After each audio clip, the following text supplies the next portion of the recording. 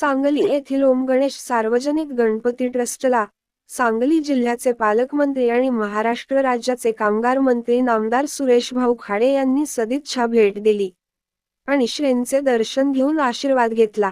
ओम गणेश सार्वजनिक गणपती ट्रस्टच्या विघ्नहर्ता गणपतीचे वैशिष्ट्य असे की हा गणपती प्रभावळीपासून पूर्ण चांदीचा असून तो फेटेवाला आणि नवसाला पावणारा गणपती म्हणून सर्वत्र त्याची ख्याती आहे। यावेळी ट्रस्टचे संस्थापक अध्यक्ष नगरसेवक लक्ष्मणभाऊ नवलाई आणि ट्रस्टचे सर्व विश्वस्त पदाधिकारी तसेच गणेश भक्तांच्या वतीने मंत्री महोदयांना शाल, श्रीफळ आणि पुष्पगुच्छ देऊन त्यांचा यथोचित सत्कार करण्यात आला।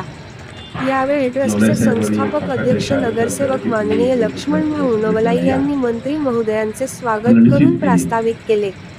या प्रसंगी मंत्री महोदयांनी उपस्थित भाविक गणेश भक्तांशी संवाद साधला। त्यावेळी ते आपल्या भाषणात म्हणाले।